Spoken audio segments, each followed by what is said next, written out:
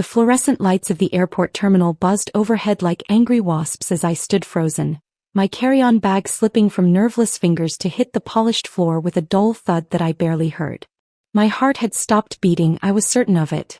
The world had narrowed to a single impossible point of focus. My husband Miles standing 30 feet away at the arrivals gate with a bouquet of red roses clutched in his hands. Red roses. Our flowers. The same flowers he'd given me on our first date 7 years ago. But he wasn't looking for me. His eyes scanned the crowd with an eagerness I hadn't seen directed at me in months, maybe years. And then I saw her. A woman with honey blonde hair cascading down her back, wearing a sundress that showed off legs that seemed to go on forever. She emerged from the arrival gate, her face breaking into a brilliant smile when she spotted him. What happened next would be seared into my memory forever, playing on an endless loop during the sleepless nights that followed. She ran. Not walked. Not hurried. She ran toward my husband with the kind of unbridled joy that romance movies try to capture but never quite manage. Her suitcase forgotten, abandoned by a stranger who caught it before it toppled. And Miles, my Miles, the man who'd promised to love me until death parted us, dropped those roses and opened his arms wide. She jumped. He caught her. Her legs wrapped around his waist as his hands gripped her thighs, supporting her weight like he'd done it 1,000 times before. Like it was choreographed. Like it was normal.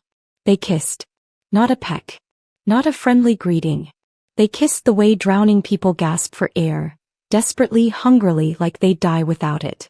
His hand tangled in her hair, her fingers clutched at his shirt, and I stood there watching my entire world incinerate while travelers brushed past me, completely unaware that they were witnessing a murder. Not of a person but of something equally precious. Trust, love, and the future I'd built in my mind. I don't remember picking up my bag. I don't remember walking to the taxi stand. I don't remember giving the driver my address. Our address, though it would never feel like ours again. All I remember is the cold rage that began to crystallize in my chest, freezing the tears before they could fall, hardening my heart into something sharp and unforgiving. Miles had made a choice. Now I would make mine. And I would make him regret every single moment of happiness he'd stolen from me. Before we continue, I want to say thank you for bearing witness to the moment my world shattered. If you believe that betrayal deserves consequences and that women have every right to fight back, please subscribe and tell us the city you are watching us from. Your support helps bring more stories of painful truths, fierce justice, and hard-won redemption to those who need to hear them. Now let's go back to the beginning. Enjoy listening. 24 hours earlier I'd been happy. Or at least I'd been content with the illusion of happiness, which for many marriages amounts to the same thing. I stared at my reflection in the bathroom mirror of my hotel room in Chicago, practicing my presentation smile one last time before the conference's final day. Kathleen Walker. No, I'd stopped using my maiden name 3 years ago when we got married. Kathleen Hayes stared back at me. 32 years old, senior account manager at Brennan & Associates, wife to Miles Hayes, architect and the man I'd loved since I was 25. My phone buzzed on the marble counter. Miles. My stomach did that little flip it always did when I saw his name even after 7 years together. Missing you, Kat. Can't wait until tomorrow night. I'm making your favorite, that Thai curry you love. So, I smiled, my chest warming. Everything was fine. We were fine. Yes, we'd been distant lately. Yes, our conversations had become superficial, limited to logistics and grocery lists. Yes, our sex life had dwindled to obligatory encounters every few weeks. But we were just busy. That's what happened when two careers collided with the mundane realities of marriage. It didn't mean anything was wrong. Can't wait. I love you. I sent the text, gathered my materials, and headed down to the conference hall. The next 8 hours passed in a blur of presentations, networking, and forced enthusiasm. By 4 p.m., my face hurt from smiling and my feet ached from the heels I'd stupidly chosen that morning. My colleague Jennifer cornered me by the coffee station. Drinks tonight? Come on. It's the last night. You've been hiding in your room every evening. I'm just tired, I said, which was true. But the real reason was that I missed Miles. Pathetic maybe, but I'd spent 3 nights in this hotel and every evening I'd found myself FaceTiming him, talking about nothing, just wanting to see his face. Except he'd been distracted during those calls, hadn't he? Looking at his phone. Claiming he was tired.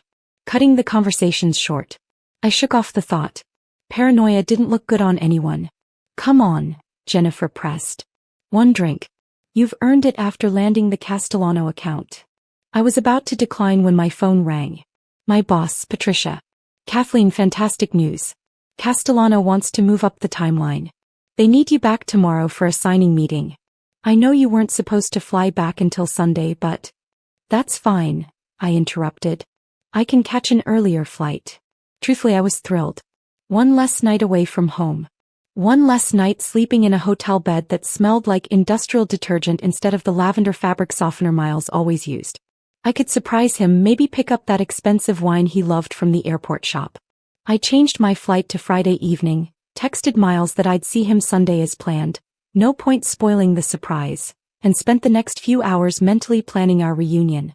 Maybe we could have a lazy Saturday morning in bed, the kind we used to have when we first moved in together. Maybe we could really talk about why we'd been feeling so disconnected. Maybe everything would be okay. I boarded the plane at 7 p.m. Chicago time, settled into my seat and let myself daydream about coming home. I had no idea I was flying toward my own execution. The airport terminal was crowded when I landed at 9:30 p.m. Friday night. I hadn't checked a bag, so I headed straight for the exit, already imagining Miles's surprise when I walked through our front door hours early. That's when I saw him. At first, I thought I was hallucinating. Stress, exhaustion, too many conference room pastries. Any of those could explain why my husband's face had appeared in a crowd of strangers waiting at arrivals. But then he shifted and I saw the flowers. Those unmistakable red roses. My heart leapt. He'd somehow found out about my early flight. He'd come to surprise me. This was exactly the kind of romantic gesture that had made me fall in love with him in the first place. I started walking toward him, a smile already forming, my hand half raised to wave. But something stopped me. Maybe it was the way he was standing, weight forward on his toes, eager and alert in a way I hadn't seen in years. Maybe it was the freshly ironed shirt. Miles never ironed unless it was for something important. Maybe it was the cologne I could smell even from 10 feet away, the expensive one he saved for special occasions. Or maybe it was the simple, terrible fact that he was looking past me, through me, like I didn't exist. I stepped sideways behind a family with 3 screaming children and a mountain of luggage. My hands had started to shake. Something was wrong.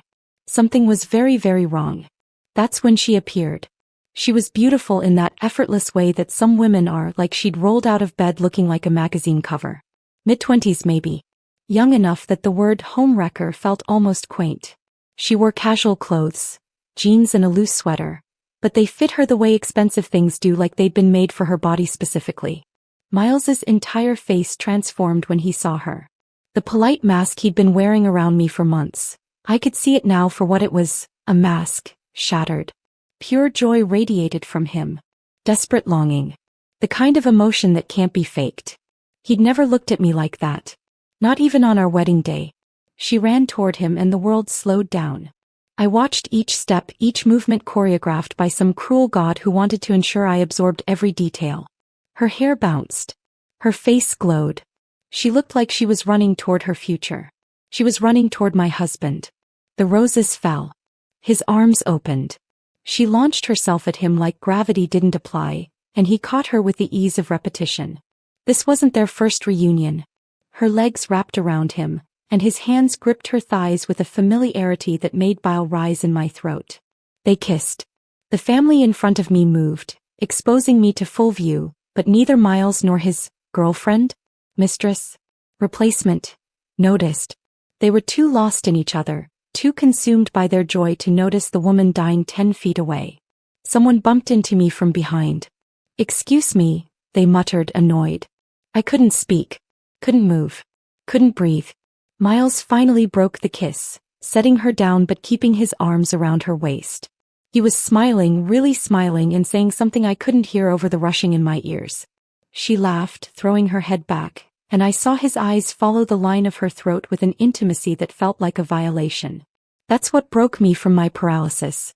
Not the kiss. Not the embrace. The way he looked at her like she was the only real thing in a world of shadows. I turned and walked away, my legs moving on autopilot toward the exit. Behind me, I heard Miles laugh, a sound of pure happiness that I hadn't heard in our home for longer than I could remember. The taxi ride home took 20 minutes. I don't remember any of it. I remember unlocking our front door, the door we'd painted blue together 2 summers ago, laughing as we got more paint on each other than on the wood. I remember the smell of our home, that specific combination of Miles's coffee and my vanilla candles, and the slight mustiness of the basement we kept meaning to clean. I remember walking up the stairs to our bedroom, each step heavier than the last. And I remember standing in the middle of the room we'd shared for 3 years, looking at the bed where we'd made love and argued and recovered from flus and planned our future, and finally, letting myself understand the truth. My marriage was over. Miles had killed it, murdered it with those red roses and that kiss and that woman who fit in his arms like she'd been designed for that exact purpose. But if my marriage was dead, then I was a widow. And widows had rights. Widows got to grieve. Widows got to rage. Widows got revenge. I didn't cry. That surprised me. I'd always been a crier. Sad movies, touching commercials, those videos of soldiers coming home to their dogs. But standing in my bedroom, staring at the framed photo of our wedding day on the nightstand, I felt nothing but a cold, clarifying fury. My phone buzzed. Miles. Hey babe, just grabbing drinks with the guys from work. Don't wait up. Love you. The casual cruelty of that lie, the ease with which it rolled off his fingers, ignited something dark inside me. He was with her right now. Probably in some hotel room, tangled in sheets that didn't smell like lavender, doing things to her that he used to do to me. Or worse, things he'd never done to me but saved for someone special. I could confront him. I could call him right now, scream about what I'd seen, demand explanations and apologies. I could pack his things and leave them on the lawn. I could file for divorce on Monday morning and be done with this before the weekend ended. But where was the justice in that? Where was the consequence? He'd get to keep his happiness, his new girlfriend, his fresh start. He'd paint me as the bitter ex-wife, the one who couldn't let go. Within a year he'd marry her, and they'd have beautiful blonde children and live in some perfect house, and he'd rarely think about the woman whose life he'd destroyed. No. I wanted him to hurt the way I was hurting. I wanted him to lose everything that mattered. I wanted him to understand what he'd done, to feel the full weight of his betrayal crushing down on him until he couldn't breathe. I wanted revenge. Real revenge. The kind that leaves scars. But first I needed information. I sat down at our shared desk, the one where we'd addressed our wedding invitations, and opened Miles's laptop. He'd never bothered to change the password from my birthday, which felt like its own kind of betrayal. Too lazy to hide his affair properly, too confident I'd never look. His email loaded. I scrolled through, my hands steady despite the rage trembling through my body. Work emails, spam newsletter subscriptions. Nothing obvious. But I'd spent 7 years with this man. I knew how he thought. I checked his deleted folder. Jackpot. The emails went back 6 months. 6 months. While I'd been worrying about our distance, trying to plan date nights, wondering if we should see a marriage counselor, he'd been writing love letters to someone named Victoria. Victoria. Even her name sounded elegant, expensive. The kind of name that belonged to someone who wore sundresses and ran through airports like a romantic comedy come to life. I started reading. I can't stop thinking about last weekend. Being with you feels like coming alive after years of sleepwalking. I know this is complicated, but I've never felt this way before. Not even. He'd stopped himself before writing, not even with Kathleen. But the implication hung there, obvious and devastating. I kept reading, my vision tunneling, my breath coming shorter. I'm going to tell her soon. I promise. I just need to figure out the right time. She doesn't deserve to be hurt, but I can't keep living this lie. That was from 2 months ago. 2 months of promising to leave me while sharing my bed, eating my cooking, using my love as a safety net while he explored his grand passion. The most recent email was from yesterday. Can't wait to see you tomorrow, baby. I'm counting down the hours. Maybe after we get back from the airport we can go to our place? I missed you so much this week. Our place. They had a place. Somewhere they went to be together, to pretend they were a normal couple instead of a married man and his mistress. I opened his browser history next, my detective work fueled by pure rage. Hotel bookings. Expensive dinners at restaurants I'd mentioned wanting to try, where he'd claimed he'd been too busy or too tired to go. Jewelry purchases. A necklace I'd never seen. Florists. So many florists. Every red rose he'd given me in the last 6 months had been purchased alongside a dozen for her. 2-for-1 specials on betrayal. I found his text messages next. He'd been careful to delete most of them, but he'd missed a few. Photos of Victoria smiling at the camera, clearly taken by Miles. Videos of her laughing, intimate and casual. Screenshots of inside jokes I wasn't part of. And then I found the worst one. A text from 3 weeks ago when I'd been sick with the flu, miserable and feverish, while Miles had claimed he had to work late. "Thank you for taking care of me today," Victoria had written. "No one's ever made me feel this cherished. I love you." "I love you too," Miles had responded. "You're my whole world." I'd been home puking into a bucket while he'd been playing house with his mistress, feeding her soup and probably tucking her into bed with that gentle tenderness he used to show me. The laptop screen blurred. I realized I was crying after all, hot tears of pure rage spilling down my cheeks. But these weren't sad tears. These were fury made liquid, grief transformed into something harder, something that would cut. I spent the next 3 hours downloading everything. Emails, photos, texts, credit card statements showing dinners and hotels and gifts. I created a folder labeled insurance, and backed it up to 3 different cloud services. Evidence. Ammunition. Proof. Then I started digging deeper. Miles's architecture firm had a strict ethics policy about workplace relationships. I pulled it up, reading through the clauses about professional conduct and moral character. Victoria's LinkedIn profile showed she'd started as a junior designer at his firm 8 months ago. Right around the time Miles had started working late more often. I cross-referenced the timeline. Their first hotel booking was 7 months ago. Which meant Miles had pursued her, seduced her, began his affair while she was his subordinate. That violated company policy in about 6 different ways. I made notes.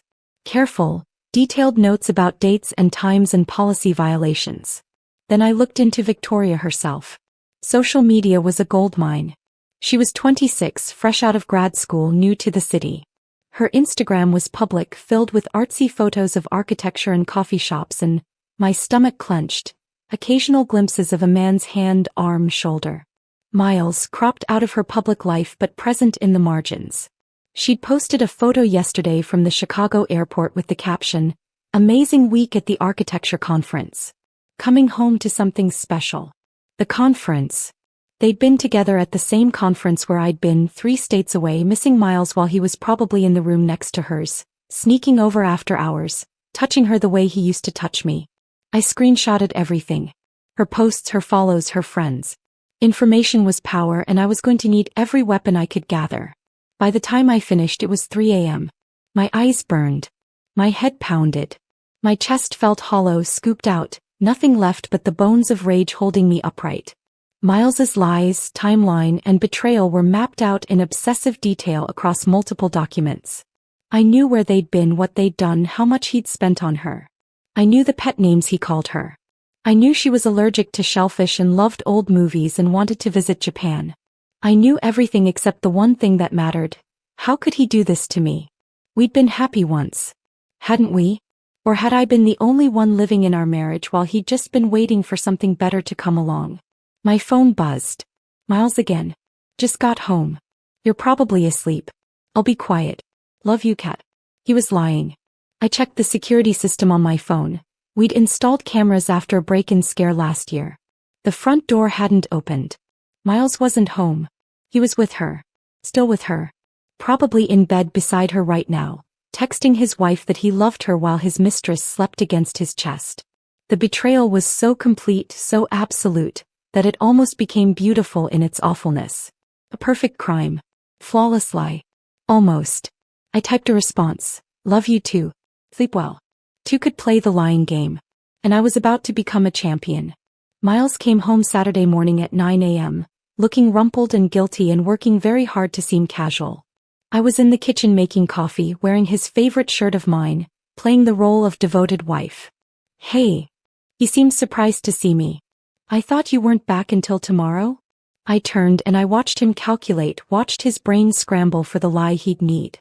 But I spoke first, my voice steady, my smile perfect. "Last-minute change. Caught a late flight. I texted you, but you must have been asleep." I walked over and kissed his cheek, noting the flinch he tried to hide. "How were drinks with the guys?" "Oh, same old." He set down his keys that hadn't been in our house all night. "I crashed at Ben's place. Didn't want to drive after drinking." Ben. His best friend who'd been his best man at our wedding, who I'd considered a friend too. Did Ben know? Was he in on this? That's smart, I said, pouring him coffee the way he liked it. 2 sugars, splash of cream. I'm glad you're being safe. He relaxed, accepting the mug. We stood in our kitchen in the home we'd built together, drinking coffee and lying to each other's faces. It was almost peaceful. So, he said, what do you want to do today? I was thinking maybe we could catch that new exhibit at the Modern Art Museum you mentioned. He had no intention of spending the day with me. He was already mentally calculating how to escape, how to get back to Victoria. But he had to maintain the charade. That sounds wonderful, I lied. But actually I'm exhausted from the trip. Mind if we just have a lazy day? Maybe order and watch movies. Relief flooded his face, quickly hidden.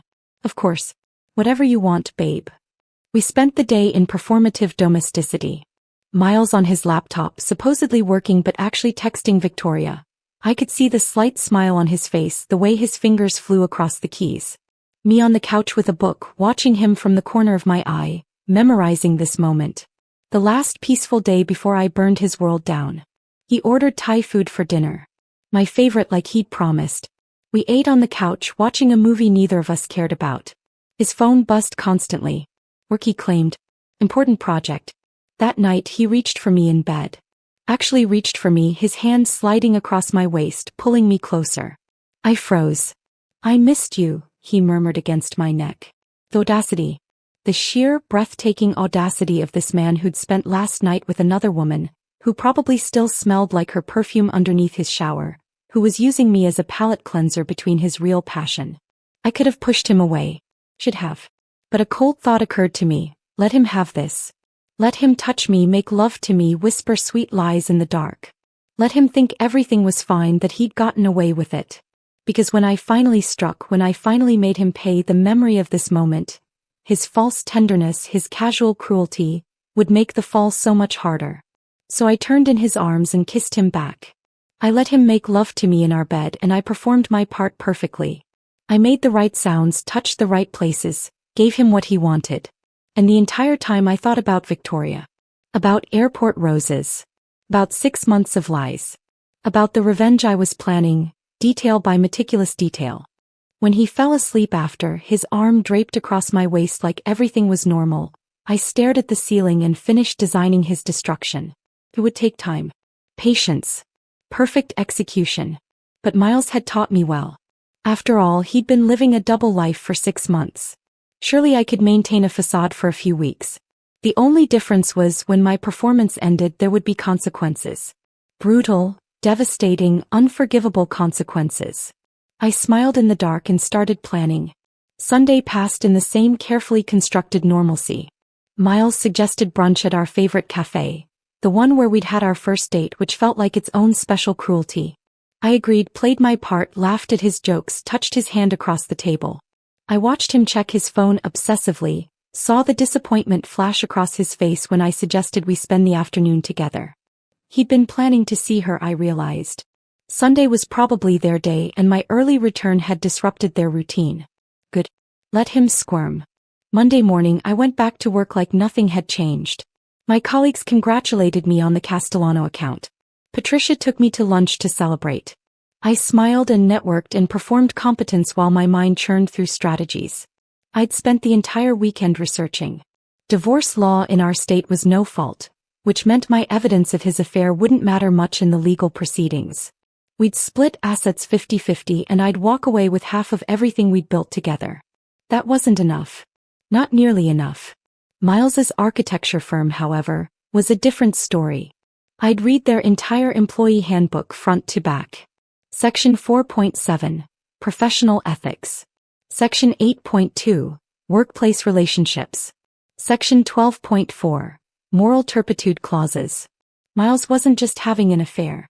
He was having an affair with a subordinate, which violated company policy. He'd used company funds for their relationship. Those dinners, those hotels, all charged to his corporate card and disguised as client entertainment. That was fraud. And the firm's founding partners were old-fashioned men who valued reputation above everything. They'd built their business on trust, integrity, family values. They wouldn't appreciate one of their senior architects, the face of several major projects, being exposed as an adulterer and a fraud. But I needed more. I needed to understand the full scope of his betrayal before I could properly dismantle his life. Tuesday evening, while Miles claimed he was working late, I did something I'd never imagined myself capable of. I hired a private investigator. His name was Raymond Torres, and he came highly recommended by a colleague who'd used him during her own messy divorce. We met in a coffee shop downtown, far from anywhere Miles might go. Raymond was in his 50s, with tired eyes and the patient demeanor of someone who'd seen every variation of human betrayal. I showed him the evidence I'd compiled: emails, texts, photos, credit card statements.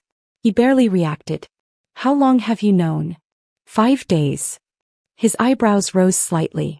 "And you haven't confronted him?" "Not yet." "Smart." He leaned back, considering me with new respect. "What exactly do you want from me, Mrs. Hayes?" "Everything," I said. "Every detail of their relationship. Where they go. How often they see each other. If there are others. I want to know what I'm dealing with before I make my move." "This isn't about the divorce, is it?" I met his eyes. "This is about making sure he understands what he's lost. What he's destroyed. I don't want him to walk away clean." Raymond nodded slowly. "I'll be honest with you, what you're describing sounds like you want ammunition for complete destruction, not just a fair divorce settlement. Is that a problem?" "No." He pulled out a contract. "But I need you to understand that once we start pulling on these threads, you might find things you don't want to know. Affairs are rarely as simple as two people falling in love. There's usually more. Deeper betrayals. Uglier truths. I want to know everything. Even if it hurts." "I'm already hurt," I said quietly. "Now I want justice." We shook hands. He promised results within a week. I went home to my husband, who kissed me at the door and asked about my day, and I lied as easily as breathing. We were eating dinner when his phone rang. Victoria's name didn't appear. He'd saved her as Tom Richards, probably some fictional work contact. "I have to take this," he said, already standing. "Work emergency." He disappeared into his office. I waited exactly 3 minutes, then crept close to the door. His voice was low, intimate, nothing like the professional tone he should have been using for a work call. "I know, baby. I miss you too. Just a few more days and I'll figure something out. No, she doesn't suspect anything. I love you too." Each word was a nail driven deeper into my heart, but I welcomed the pain. I needed to stay angry. Anger would carry me through what came next. Raymond called Thursday afternoon. "We need to meet. You found something." "I found everything." We met in the same coffee shop. He slid a folder across the table. "You were right to want the full picture." I opened it. Photos spilled out. Miles and Victoria at restaurants. Miles and Victoria walking hand in hand through the park. Miles and Victoria entering a condo building downtown. Their place, Raymond confirmed. "The condo is rented under his name," Raymond continued. "Has been for 4 months. He's paying $3,000 a month for it. I checked your joint finances. The money's coming from your shared savings account. He's been siphoning small amounts over months. You've been funding his love nest without knowing it." My hands tightened on the folder. My own money. Paying for his affair. "There's more," Raymond said gently. "The timeline goes back further than you thought. I found credit card charges from 10 months ago. Jewelry purchases. Hotel rooms. He didn't start the affair 6 months ago. That's just when he started using email. They've been together almost a year. A year. An entire year of lies. Every anniversary dinner, every "I love you," every time he'd made love to me, all of it contaminated by her presence in his life. "And Victoria?" I asked, my voice barely steady. 26, like you found. But she's not quite the innocent young thing you might think. I did some digging into her background. This isn't her first time with a married man. Her last job in Seattle ended badly, affair with her boss there too. He divorced his wife, married Victoria's predecessor. There's a pattern. So she was a professional homewrecker. Somehow that made it worse. "One more thing," Raymond said, and his expression turned sympathetic. "I followed them Tuesday night. They met for dinner, then went to the condo. I have time-stamped photos. They were there for 4 hours. Tuesday night. The night Miles had claimed he was working late on the Henderson project. The night I'd sat at home worried about him, texting to make sure he ate dinner, telling him I loved him. He'd been fucking her while I worried about his well-being. Mrs. Hayes. Raymond's voice pulled me back. Are you all right? I'm perfect, I said, and I meant it. Because now I had everything I needed. Now I could strike. What's your next move? I smiled and Raymond actually flinched. I'm going to destroy him. Setting the trap required patience and precision. I spent the next week being the perfect wife, cooking Miles's favorite meals, asking about his day with genuine seeming interest. He relaxed into the routine, convinced his secret was safe. Meanwhile, I was building my case. I made copies of everything: emails, texts, photos from Raymond, credit card statements showing the money he'd stolen from our savings. I compiled a timeline of the affair with such detail that it could serve as evidence in court. Every lie, every hotel, every dinner documented and dated. I consulted with 3 different divorce attorneys, choosing the most ruthless one. Melissa Grant was a shark in designer heels, famous for leaving her opponents financially devastated. She reviewed my evidence with the enthusiasm of a predator scenting blood. This is comprehensive, she said, impressed. The embezzlement from joint funds, the workplace ethics violations, the duration and scope of the affair. We can make his life very difficult. I don't want difficult, I corrected. I want scorched earth. Melissa smiled. Then you came to the right place. We developed a strategy. The divorce would be brutal but legal. The real damage would come from everywhere else. His job, his reputation, his relationship with Victoria. You're sure about this? Melissa asked. Once we start, there's no taking it back. He'll hate you. Good, I said. I want him to hate me.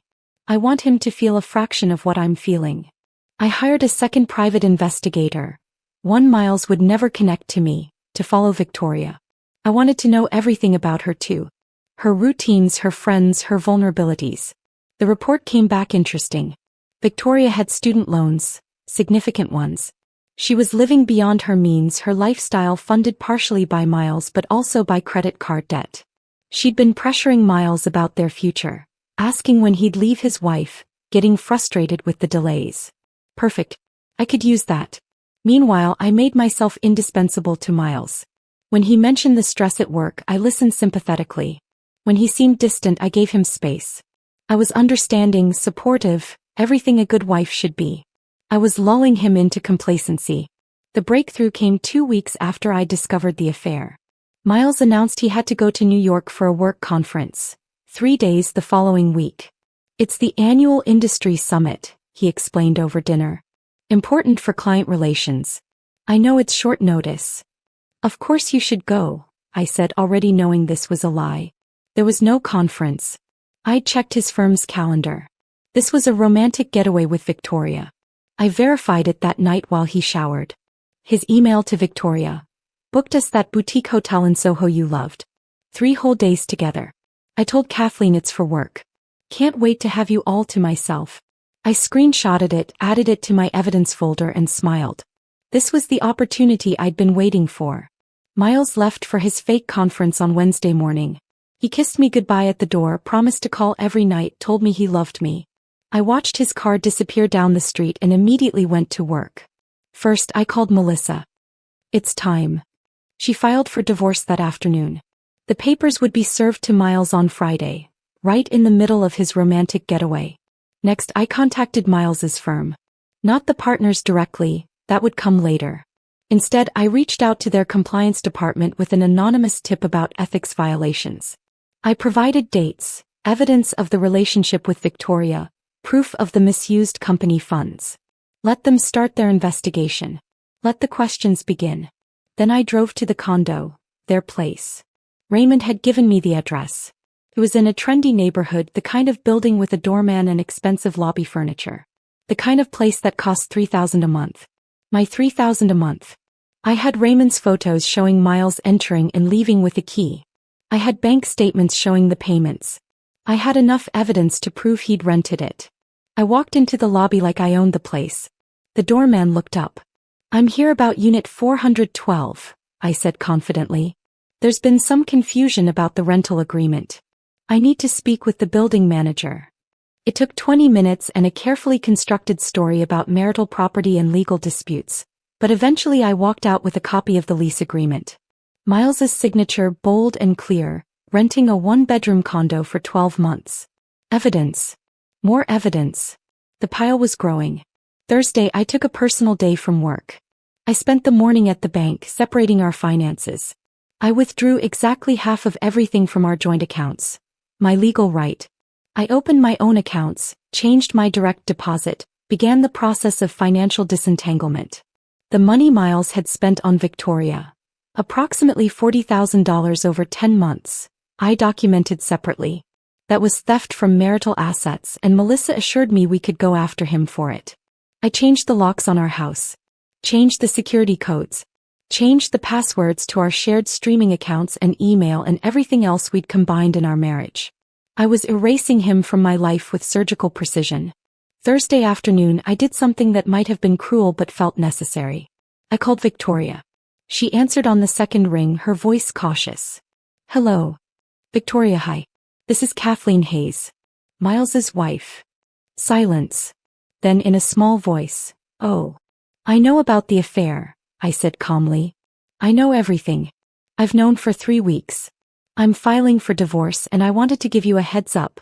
The papers are being served tomorrow and his firm has been notified of your relationship. There will be an investigation. We. She was scrambling, panicking. It's not what you think. We're in love. He was going to tell you. When? After another year of lies? After he'd spent more of my money on fancy hotels and jewelry for you? My voice stayed level, almost pleasant. I wanted you to know what you're getting, Victoria. You're getting a man who lies to the person he promised to cherish forever. Who steals from joint accounts. Who risks his career for an affair. Is that really what you want? You don't understand what we have. I understand perfectly.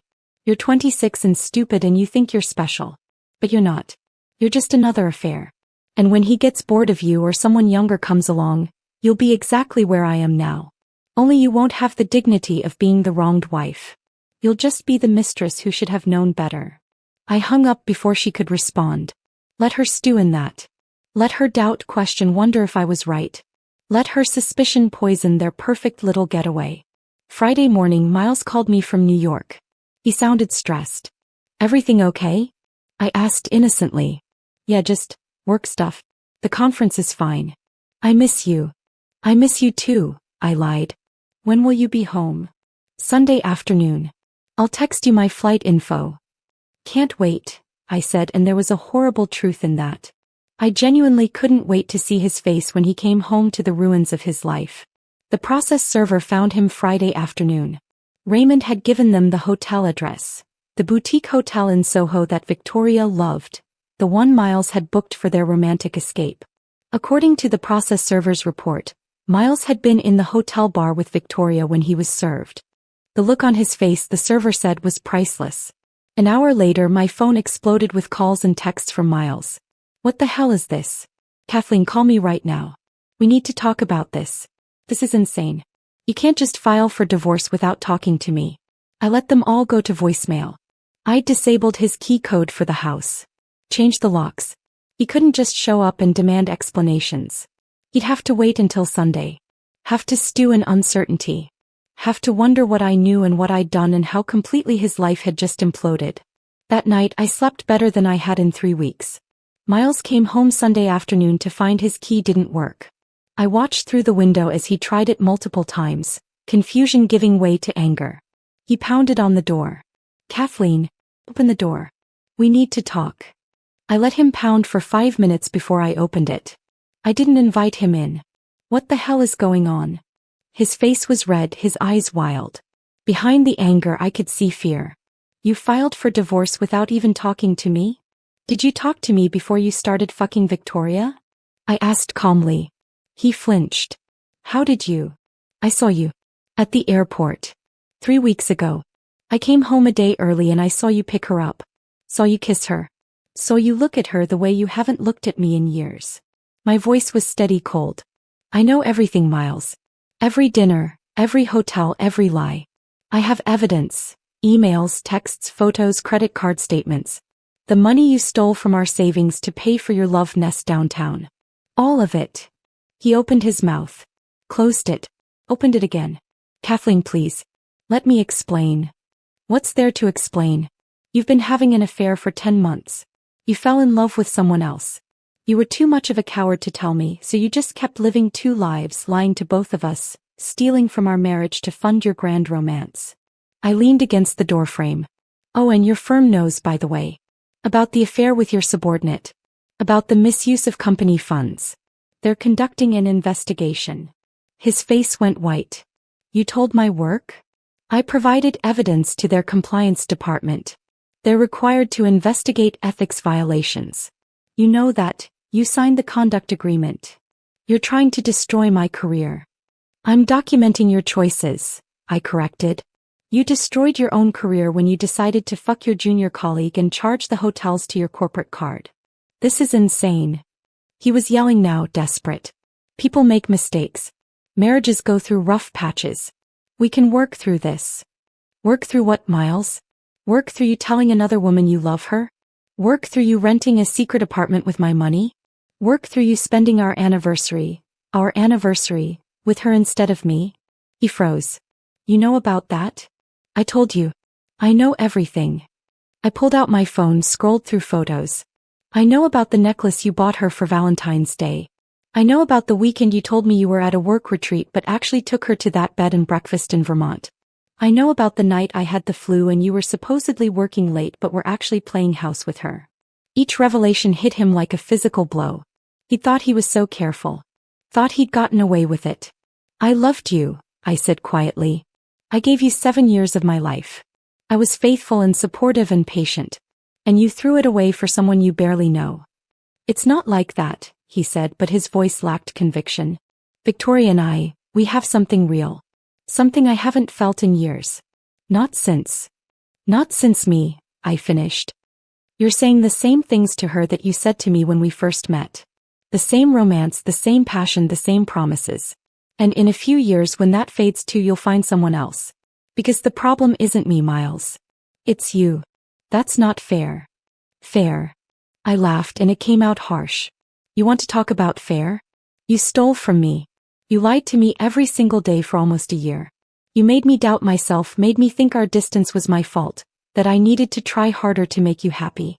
All while you were getting everything you needed from someone else. I'm sorry. His voice cracked.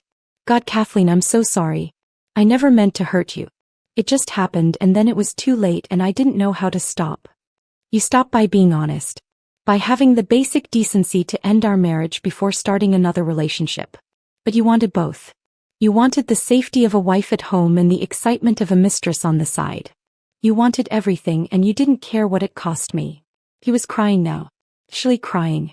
Part of me, a small dying part that still remembered loving him, wanted to comfort him.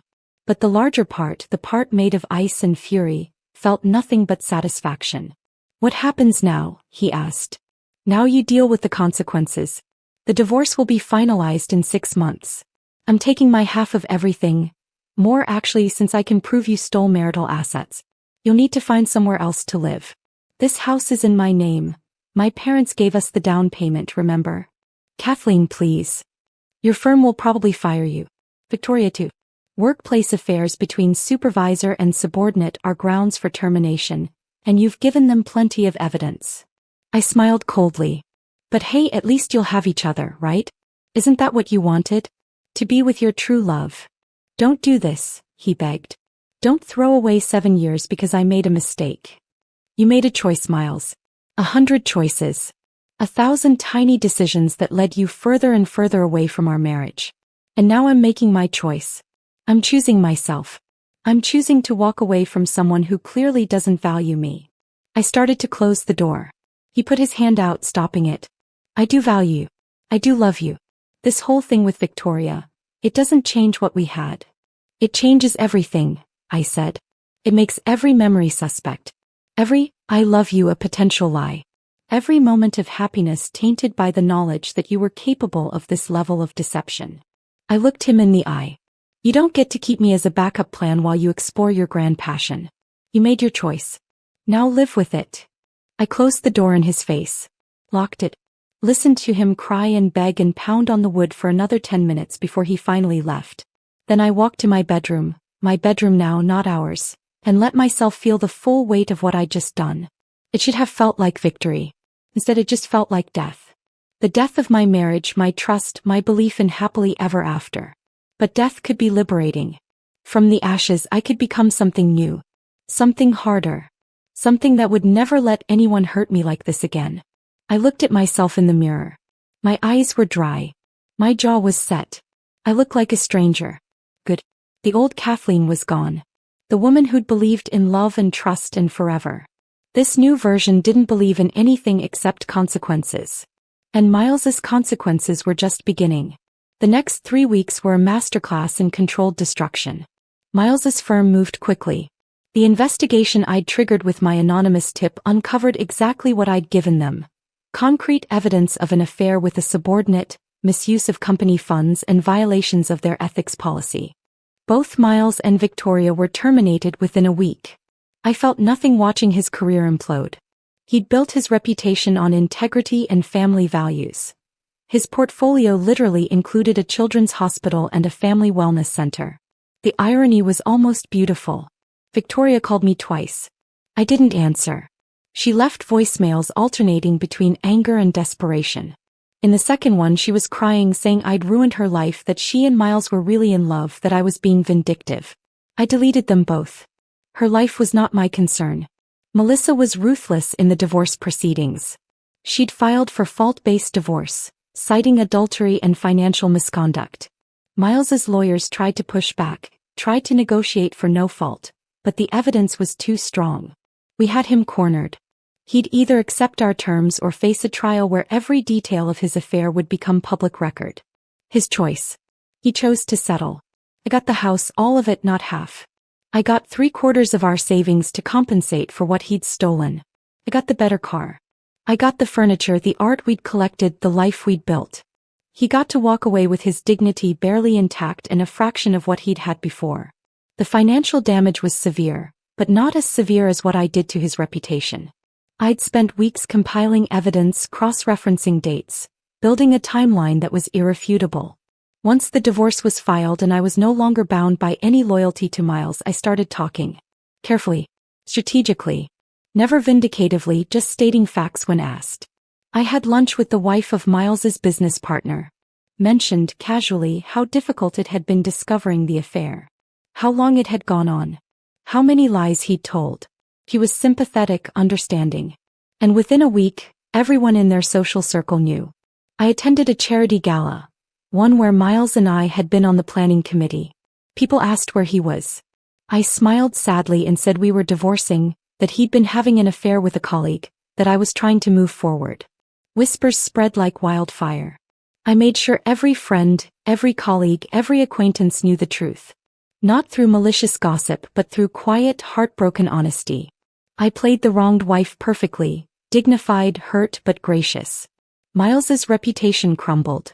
The architecture community was smaller than people thought. Word spread about the affair, the termination, the ethics violations. Projects he'd been lead designer on quietly removed his name. Clients canceled meetings. His professional network, built over a decade, dissolved. He tried to call me several times those first few weeks.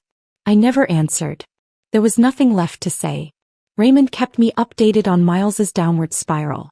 He'd moved in with Victoria after the firm fired them both. They'd lasted exactly 3 weeks in their love nest before the fighting started.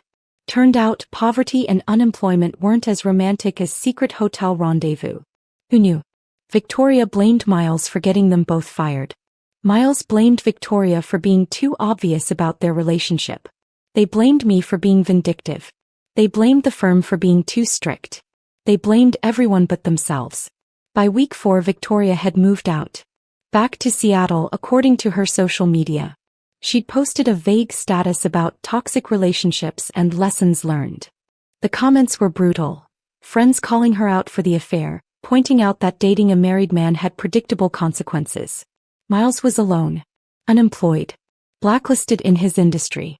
Living in a cheap apartment, burning through his settlement money, watching his entire life fall apart. And I felt empty. Not satisfied. Not vindicated. Just hollow. Because revenge, I was learning, didn't actually heal anything. It just gave you something to do while the wound festered. 6 months after I'd discovered the affair, the divorce was finalized. I sat in Melissa's office, signing the final papers that legally ended my marriage.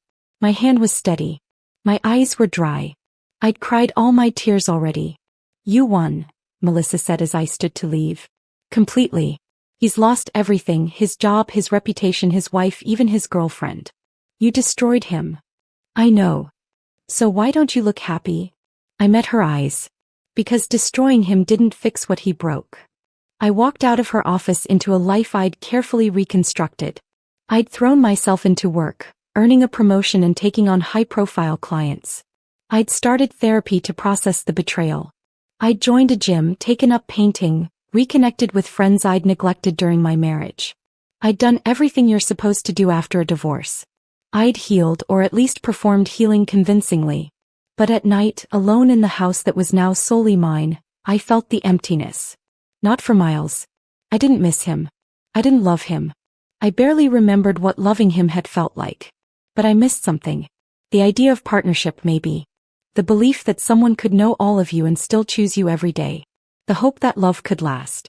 Miles had killed that hope, and no amount of revenge had resurrected it. I ran into him 3 months after the divorce was final.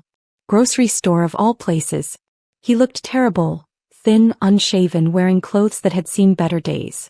He saw me and froze, his hand tightening on his shopping cart. We stared at each other across the produce section. 2 people who'd promised forever, now strangers. Kathleen, he said finally. You look good. Thank you. Silence. Awkward, heavy silence. I'm sorry, he said. I know it doesn't matter now, but I need you to know I'm sorry. For everything. You deserved better. I did, I agreed. I lost everything. His voice cracked. My job, my reputation, Victoria. Everything. And I know it's my fault. I know I did this to myself. I should have felt triumph. This was what I'd wanted. Him broken, understanding the consequences of his choices. That I just felt tired. Good luck, Miles, I said, and I meant it. Not out of lingering love, but because I was done. Done with anger, done with revenge, done with letting him occupy any space in my heart, even the space reserved for hate. I walked past him, paid for my groceries, drove home to my empty house. That night I deleted all the evidence folders. All the emails, screenshots, photos. The timeline of his betrayal that I'd constructed so meticulously. I didn't need them anymore. I'd gotten my revenge. I'd made him pay. And it had given me nothing except the bitter satisfaction of watching him suffer. But suffering wasn't a foundation to build a new life on. At some point I had to let go. Not forgive, I'd never forgive him. But release. Stop letting his betrayal define me. I started dating again 6 months later. Casual, nothing serious. I wasn't ready for serious. Maybe I'd never be ready again. But I could have coffee with interesting people. I could have conversations that didn't revolve around betrayal and revenge. I could remember what it felt like to laugh without bitterness. Slowly, painfully slowly, I started to feel human again. A year after the divorce, I sold the house. Too many memories, good and bad. I bought a condo downtown, decorated it exactly how I wanted, filled it with furniture that was mine and mine alone. I got a call from Raymond one day. Thought you'd want to know. Miles filed for bankruptcy last month. And Victoria's engaged to someone new. Guy from her hometown in Seattle. Thanks for letting me know, I said. After I hung up, I sat with that information. Miles bankrupt. Victoria moved on. The people who'd shattered my life had moved forward with theirs, damaged but surviving. And so had I. I'd wanted them to suffer, and they had. I'd wanted consequences, and there had been consequences. I'd gotten everything I'd planned for. But revenge, I'd learned, was like poison. It killed what it touched, but it also contaminated the person administering it. I'd spent so much energy destroying Miles that I'd nearly destroyed myself in the process. The rage that had sustained me for months had burned itself out, leaving only scars. I looked at my reflection in my new condo's bathroom mirror. The woman staring back wasn't the naive person who'd believed in forever. But she also wasn't the cold, calculated destroyer who'd dismantled her husband's life with precision. He was someone new. Someone harder, yes. Someone more cautious. But also someone who'd survived. Someone who'd faced the worst betrayal imaginable and come out the other side. Not whole, I'd never be whole again. But functional. Capable. Strong in a way I'd never had to be before. Miles had broken me. I'd broken him back. And now we were both broken people living broken lives, carrying the weight of what we'd done to each other. There was no winner. Just two people who'd loved each other once and destroyed that love through cruelty and revenge. I'd thought consequences would heal me. That making him pay would somehow balance the scales, restore what he'd taken. But you can't restore broken trust with revenge. You can't heal betrayal with destruction. You can only survive it. Endure it. Learn to live with the scars. And that's what I did. I survived. I met someone. I didn't mean to. I'd convinced myself I was fine alone, that I didn't need or want another relationship. But life has a way of surprising you when you stop looking. His name was Alexander. He was a photographer, divorced like me with his own scars and his own story of betrayal. We met at an art gallery opening. I'd taken up collecting as a hobby, something to fill the empty walls of my new life. We started as friends. Coffee turned into dinners, turned into long conversations that stretched into the early morning. He understood the weight of betrayal, the way it changed you fundamentally. He didn't push, didn't demand more than I could give. And slowly, carefully, I learned to trust again. Not blindly. Never blindly. I'd learned my lesson there. But intentionally, with eyes wide open, aware of the risks but willing to take them anyway. Because the alternative, living in bitterness and isolation forever, was its own kind of death. I ran into Victoria once, 2 years after everything fell apart. She was at a coffee shop with her new husband, looking happy and young and completely removed from the drama of our shared past. She saw me. Our eyes met. And in that moment I saw my own story reflected back. We were both women who'd been hurt by Miles, who'd made choices we couldn't take back, who'd paid prices we hadn't anticipated. I nodded at her. She nodded back. A silent acknowledgement of mutual damage, mutual survival. Then I left. Miles, I heard through the grapevine, had eventually found work at a smaller firm in another state. He'd rebuilt, slowly and painfully, learning to live with his reputation as that guy who had the affair. He never married again. I felt nothing hearing about his life. Not satisfaction at his struggles, not bitterness at his modest recovery. Just nothing. He'd become irrelevant to my story. A chapter I'd closed, a lesson I'd learned, a scar that had healed enough to stop hurting. On my 3rd anniversary with Alexander, he asked me to marry him. I said yes. Not because I believed in forever anymore. I'd learned that forever was a lie people told themselves. But because I believed in today. In choosing someone every day and being chosen in return. In building something real on a foundation of honesty instead of illusion. The wedding was small. Friends, family, people who'd supported me through the darkness. I wore a dress the color of champagne and carried wildflowers instead of roses. As I stood at the altar looking at Alexander's steady, honest face, I thought about Miles. About the airport. About red roses and devastation and revenge. And I realized something profound. The best revenge wasn't his suffering. It wasn't his ruined career or his isolation or his bankruptcy. The best revenge was this. Me happy again. Me healed enough to try again. Me building a new life that he had no part in, no claim to, no shadow over. He tried to destroy me with his betrayal. Instead, he'd forged me into something stronger. I was no longer the woman who'd loved him.